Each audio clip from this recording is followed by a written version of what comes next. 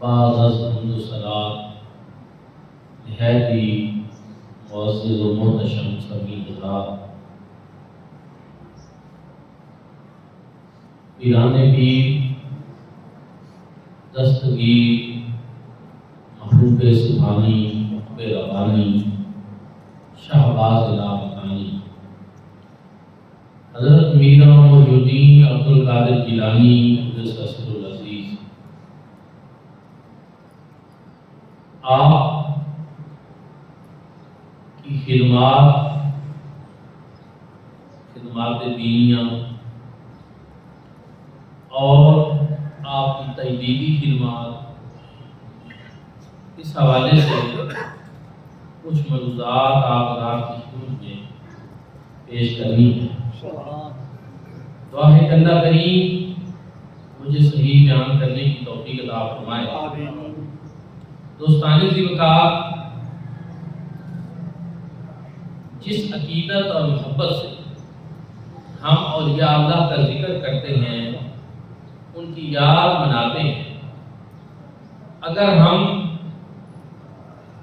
اسی عقیدت اور محبت کے ساتھ ان کے نقش قدم پہ بھی چلیں، ان کی سیرت پر بھی عمل کریں، تو آج اہل سنت کی تقدیر بدل جائے، ہمارے حالات بدل جائیں۔ لیکن اکثر یہ دیکھا گیا ہے کہ ہم عقیدت اور محبت کے اندر تو بہت آگے ہوتے ہیں، ہونا بھی چاہیے الحمدللہ، یہ بھی اللہ کا کرم ہوتا ہے کہ اولیاء اللہ کی محبت ہے، یہ بڑی خاص بات ہے۔ لیکن اگر اس کے ساتھ ساتھ ہمیں ان کی صحیح تعلیمات کا پتہ چلے اور پھر ہم ان کے نقش قدم پہ چلیں، تو یہ ہماری بہت بڑی خوش قسمتی ہے اور یہ ہمارے لیے ضروری بھی ہے۔ اسی ضمن میں سب سے پہلے تو آپ یہ ذہن میں رکھیں کہ حضور سے پاک رضی اللہ تعالیٰ عنہ آپ کسی ایک گاؤں کے اندر رہنے والے صرف ولی کامل نہیں، بلکہ آپ عالمی سطح پہ شہرت پانے والے اللہ رب العزت کے وہ محبوب اور مقبول بندے ہیں کہ دنیا کا کوئی کونا ایسا نہیں، دنیا کا کوئی ملک ایسا نہیں جہاں حضور سیدنا غوث الاعظم عبدالقادر جیلانی قدس سر العزیز سے محبت کرنے والے،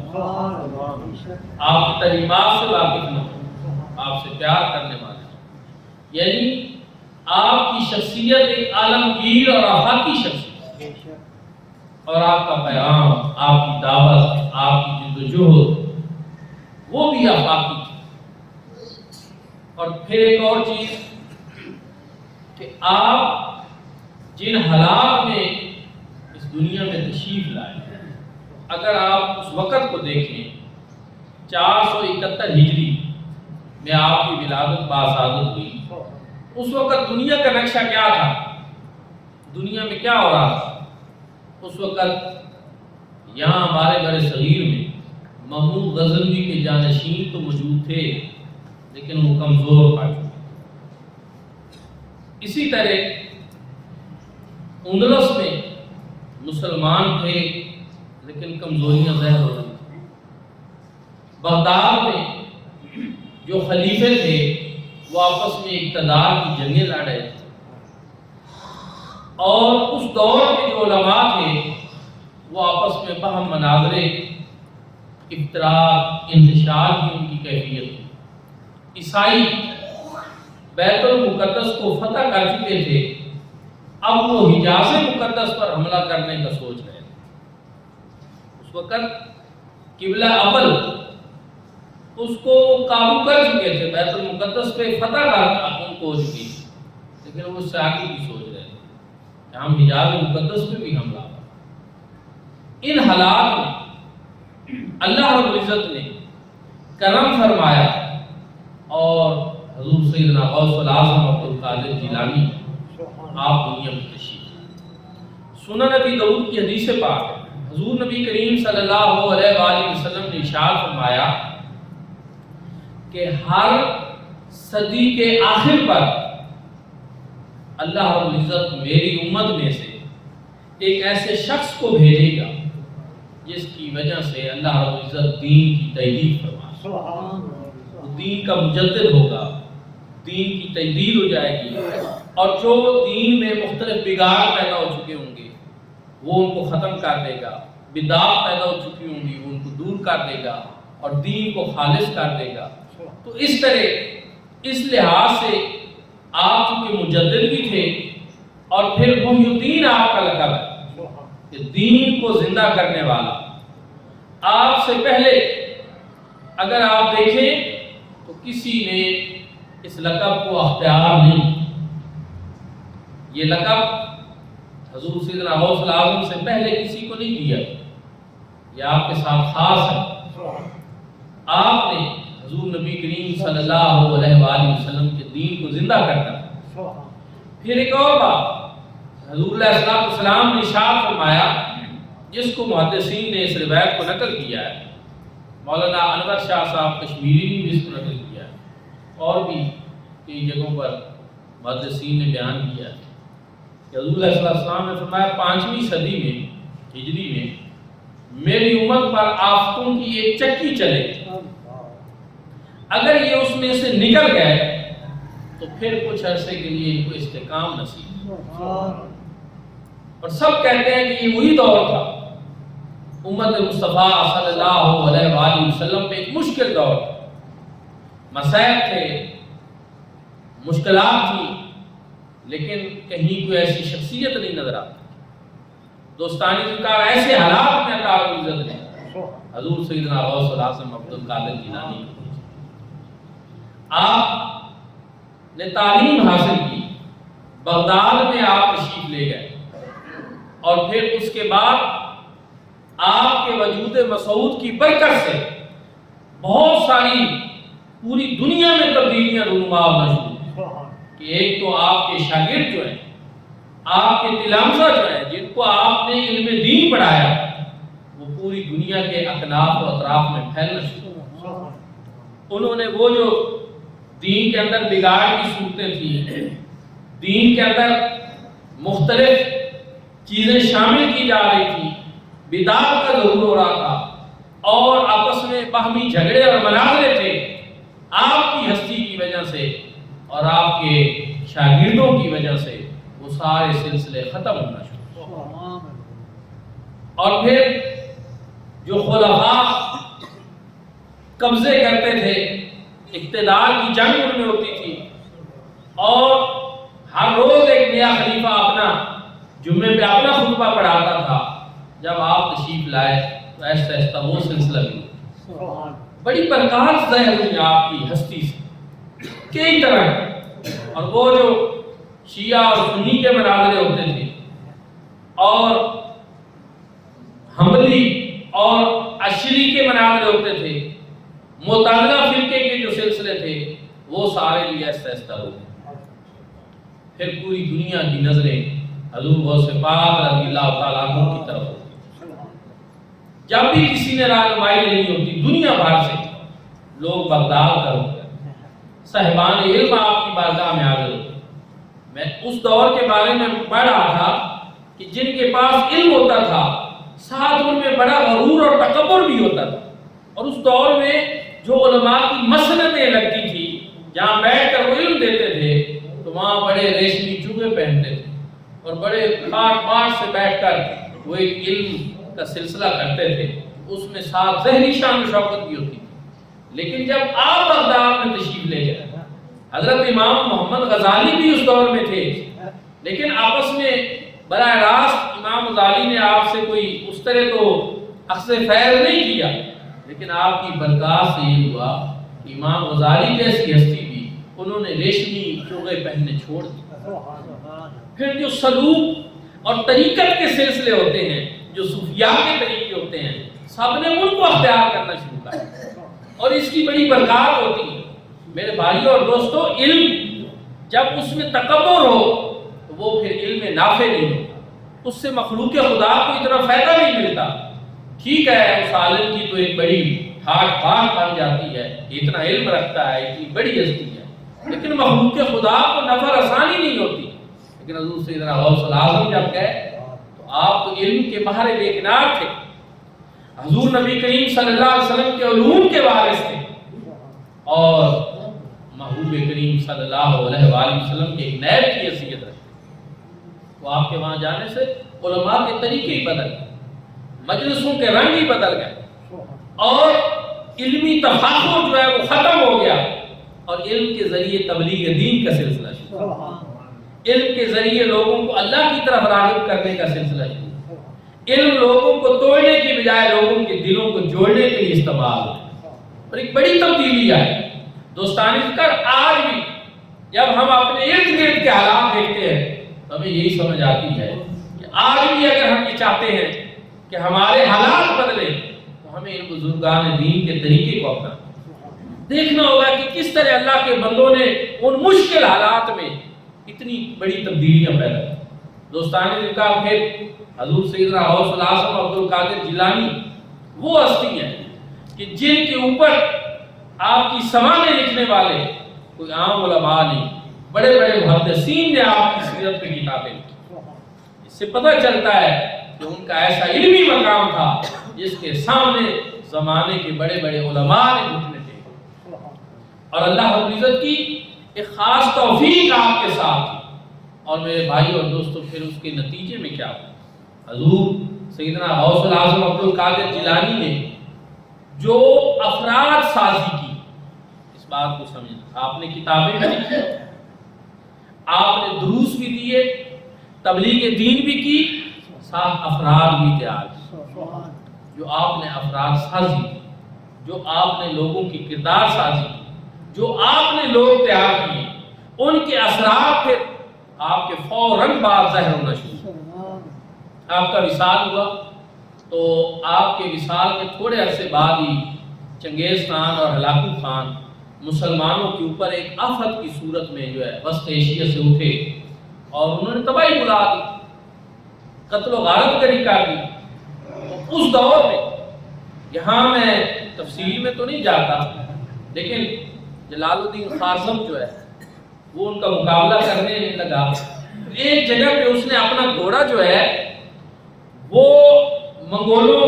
کی طرف جانے کی بجائے اس کا رخ دوسری طرف پھیر دیا۔ کسی نے کہا جناب کیوں نہیں مقابلہ کر رہے؟ انہوں نے کہا کہ میں دیکھ رہا ہوں کہ ان منگولوں کے ساتھ اولیاء اللہ کی روحیں ان کے ساتھ، وہ کافر تھے اس وقت، اور وہ کہہ رہی تھی کہ یا ایھا الکافر اقتلوا الفاجر، اے کافروں یہ جو مسلمان فسق و فجور میں مبتلا ہو چکے ہیں ان کو قتل کر۔ یعنی اعمال اتنے برے ہو چکے تھے مسلمانوں کے کہ ان اعمال کے اوپر جو گرفت تھی، جو پکڑ تھی اللہ کی طرف سے، وہ منگولوں کی صورت میں نازل ہو۔ سمجھ رہے ہیں یہ بات؟ میں اس لیے بتا رہا ہوں کہ تھوڑا سا ہو سکتا ہے ہماری آنکھیں بھی کھل جائیں۔ آج ہمارے اوپر جب ظالم حکمران مسلط ہوتے ہیں، جب ہمارے اوپر اس طرح کے لوگ مسلط ہو جاتے ہیں جن کو نہ دین کی پرواہ ہے، نہ کسی مظلوم کی پرواہ ہے، نہ کوئی یہ صورت حال ہے، تو شاید کہیں ایسا نہ ہو کہ یہ بھی ہمارے شامت اعمال کو وہ اس طرح، یعنی صاحب کشف لوگ ان چیزوں کو سمجھتے ہیں کہ ایسا کیوں ہو رہا۔ لیکن پھر ایک بات اور ہے کہ انہوں نے لاکھوں مسلمانوں کو تحقیق کی، بہت زیادہ قتل و غارت کی، لیکن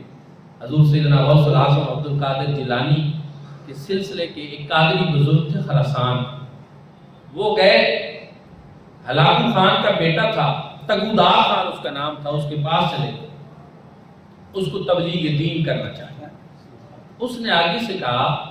بزرگو مجھے بتاؤ یہ تمہاری داڑھی اچھی ہے یا میرے کتے کی دم اچھی؟ بزرگوں نے جب یہ بات سنی انہوں نے کہا اگر میں اپنے مالک کی اطاعت کرنے والا ہوں، اگر میں اللہ رب العزت کی بندگی کرنے والا ہوں تو پھر یہ میرے داڑھی کے بال اچھے ہیں، لیکن اگر میں اللہ رب العزت کی نافرمانی کرنے والا ہوں تو پھر میرے سے تیرے کتے کی دم اچھی ہے کہ جو اپنے مالک کا کھاتا ہے اور اس کی نافرمانی کو نہیں کرتا۔ اس سے وفا کرتا ہے۔ اس نے جب یہ بات سنی کہ اللہ رب العزت کے ساتھ اس بزرگ کے تعلق کی یہ کیفیت ہے، اتنی محبت کرتا ہے اپنے خالق اور مالک کے ساتھ، اور اتنی اطاعت اور فرما برداری کرتا ہے، اس کے دل پہ بڑا اثر ہوا۔ اس نے کہا میں اسلام قبول کرنا چاہتا ہوں، لیکن مجھے خطرہ ہے کہ میرے ارد گرد یہ جتنے لوگ ہیں، میرے قبیلے سے سرداران ہیں، میرے جرنیل ہیں، یہ بغاوت کر دیں گے، میرے لیے مشکل ہو جائے۔ آپ فی الحال جائیں، لیکن 1 سال کے بعد آپ نے پھر آنا ہے، تب تک میں کوشش کروں گا کہ میں ان سب کو تھوڑا تھوڑا کر کے قید کر لوں اور حالات بہتر ہو جائے اور میں اپنے اسلام کا اعلان کروں۔ بزرگ چلے گئے، لیکن اللہ کا کرنا یہ ہوا کہ ان بزرگوں کا مثال انہوں نے اپنے بیٹے کی ڈیوٹی لگائی کہ آپ نے جانا ہے اور وہاں اس طرح ایک فریضہ سر انجام دینا ہے۔ پھر سال بعد ان کے بیٹے آئے تو تگودار خان نے اپنے سارے لوگوں کو بلایا، جرنیلوں کو بلایا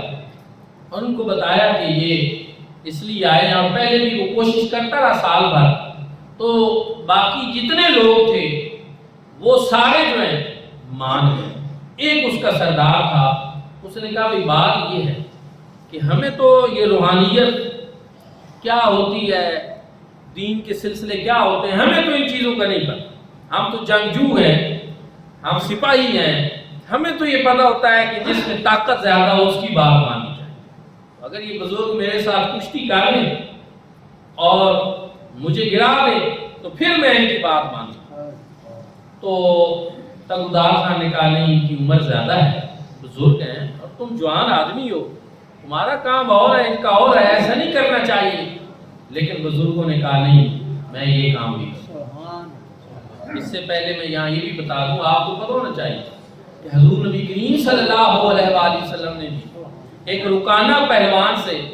کشتی جو ہے وہ فرمائی تھی، اور اس کے یہی تھا کہ آپ میرے سے کشتی کریں اور اگر آپ جیت جائیں گے تو میں اسلام لاؤں۔ حضور صلی اللہ علیہ وسلم نے دین اسلام کی تبلیغ کے لیے یہ نہیں فرمایا کہ میں نبی ہوں، نبیوں کا کام تو کشتیاں لڑنا تھوڑا ہی ہوتا ہے، لیکن نہیں، حضور صلی اللہ علیہ وسلم نے فرمایا ٹھیک ہے، اگر اس طرح بھی کوئی جنت کی راہ پاتا ہے تو ہمیں یہ بھی منظور۔ تو اسی طرح حضور صلی اللہ علیہ وسلم کی سنت پہ عمل کرتے۔ بزرگوں نے کہا ٹھیک ہے، اگرچہ میری عمر بڑی ہے لیکن کوئی بات نہیں۔ پھر یہی ہوا ان کے درمیان کشتی ہوئی، بزرگوں نے ایک تھپڑ ایسا رسید فرمایا